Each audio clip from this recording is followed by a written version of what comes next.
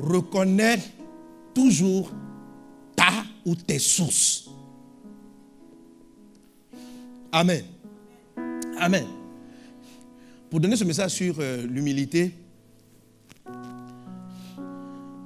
j'ai eu beaucoup de sources. La principale, bien sûr, c'est le Saint-Esprit. Amen. Maintenant, le Saint-Esprit, quand je cherchais l'année en 2010 où j'ai enseigné sur orgueil et humilité, l'Esprit m'a fait tomber sur des enseignements qui existaient. Si vous écoutez mes messages, si vous prêtez attention, en parlant, je cite souvent mes références. Je dis, j'ai écouté tel prédicateur, ça m'a fait du bien. C'est pas simplement par principe d'honnêteté. C'est vrai que c'est de l'honnêteté intellectuelle. Mais c'est une manière de garder mon cœur. Et quand j'arrête de le faire, je comprends que moi-même je suis en danger. C'est-à-dire, vouloir faire comme si tout ce que je dis venait de moi et de ma communion avec Dieu. Si tu veux garder ton cœur dans l'humilité, quand tu parles, reconnais tes sources. Quand tu écris, dis d'où ça vient. Peut-être que l'Esprit va te donner de mieux comprendre le sujet que l'auteur même. Peut-être que l'Esprit va te donner d'amplifier le sujet que l'auteur. Amen. Par rapport à l'humilité du serviteur et de l'enfant, je me suis inspiré du livre du pasteur Dag sur l'humilité. Quand j'ai lu, ça m'a édifié. C'est vrai que ce que j'ai prêché, vous allez voir, c'est différent de ce qui est écrit dans le livre. Mais c'est ma source. Quelqu'un est-il avec moi? Quelqu'un est-il avec moi? Alléluia.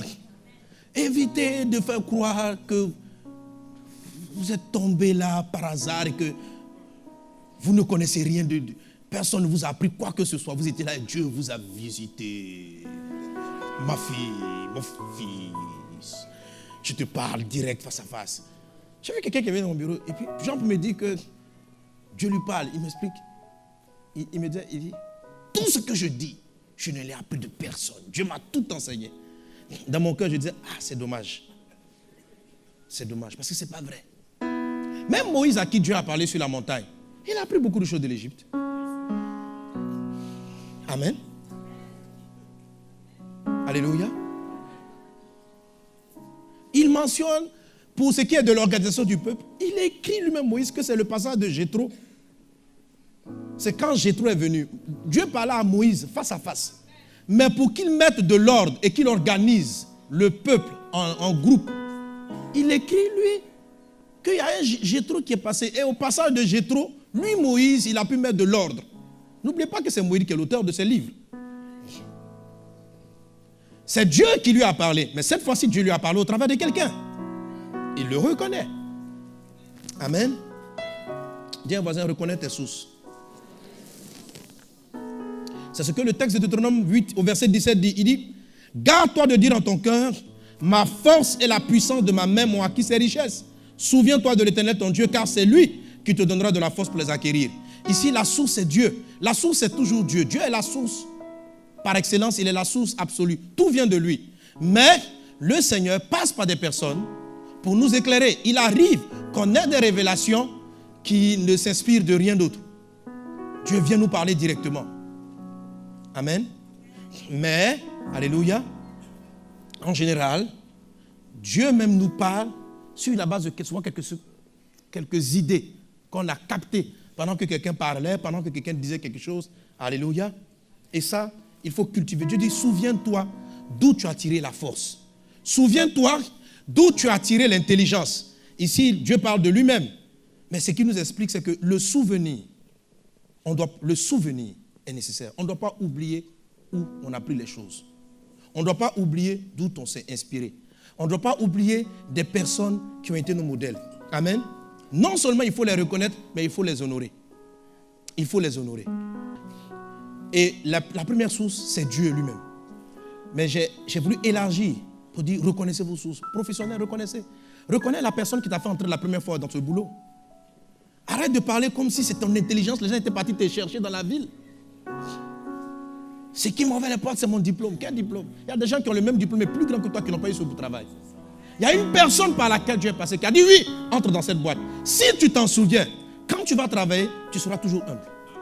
Le jour où tu vas oublier que quelqu'un t'a fait entrer et que tu vas croire que c'est ta compétence qui t'a mis dans cette boîte, tu risques de parler mal aux gens. Et ton avancement avec Dieu va stationner là. Tu vas toujours dans la foi, mais tu es empoisonné par l'orgueil. Il faut reconnaître les sources, il faut reconnaître les gens et il faut les honorer. Amen. Bénis sa vie, bénis la vie de toutes les sources, bénis-les. Parce que Dieu est passé. Si tu es contre tes parents, vous savez, parce que tes parents t'ont fait du mal, mais au moins reconnais que si tu existes, c'est par ce Père. C'est une source. Honore-le. Pourquoi la Bible dit honore ton père et ta mère afin que tes jours se prolongent. C'est de l'humilité d'honorer ces sources. Ça garde le cœur humble. Souviens-toi, aujourd'hui, avant de connaître la prospérité, dans quelle galère ou bien dans quelle pauvreté tu es né. Il ne faut pas oublier ça, d'où tu viens. C'est ta source. Si tu te souviens, amen, tu vas garder ton cœur humble. Si tu te souviens, si tu t'en souviens. Alléluia. Moi, je vous dis toujours, et j'insiste là-dessus, c'est pas. Il dit, je suis un fils des assemblées de Dieu. C'est de là que je viens. C'est là que je suis né. Dernièrement, quand je rencontre mes premiers pasteurs, je n'ai même pas envie même qu'ils m'appellent pasteur. Je me sens, je dis vraiment. Avant même, je les appelais pasteurs. Mais depuis un temps, quand je les vois, papa. Quelle que soit la façon dont Dieu m'utilise, c'est ces gars-là qui m'ont baptisé. Même si ton église fait 20 fois sa communauté, c'est de là que je viens. De là je viens.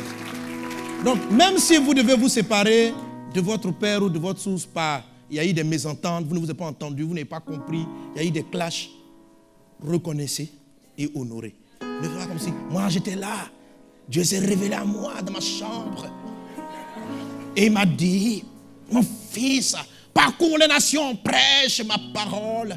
Je n'ai reçu le message de personne. Frère, un moment, tu as fait l'école du dimanche. Si tu n'as pas fait l'école du dimanche, tu étais dans une église, il y a un pasteur qui t'a prêché. Plus tard, tu as eu ta révélation. N'oublie pas ta source. N'oublie pas. Souviens-toi. Si tu te souviens tout le temps, tu garderas ton cœur dans l'humilité. Qu'il en soit ainsi dans le nom de Jésus. Amen. Alléluia. En Actes 14, l'apôtre Paul a été puissamment utilisé. Les gens ont commencé à l'honorer. Il dit, hé, gardez-vous. Ça vient de Dieu. C'est de Dieu. Il faut avoir cette attitude de te souvenir. Quelqu'un est avec moi? Amen. Ésaïe chapitre 51, verset 1 dit ceci. Écoutez-moi, vous qui poursuivez la justice, qui cherchez l'Éternel, portez les regards sur le rocher d'où vous avez été taillé, sur le creux de la fosse d'où vous avez été tiré. Le Seigneur dit en Ésaïe 51, verset 1, quand tu poursuis la justice, l'humilité et le caractère de Dieu, il faut porter les regards de là d'où tu viens. Il dit, vous, écoutez-moi, vous qui poursuivez la justice, qui cherchez l'Éternel, portez le regard sur le rocher d'où vous avez été taillé, sur le creux de la fosse d'où vous avez été tiré. Amen. Il faut reconnaître ta source. S'il y a un pasteur qui t'a béni, qui a donné des messages qui t'ont construit, dis-le. Même si c'est ton petit frère. Même si tu as connu, il faut reconnaître tes sources.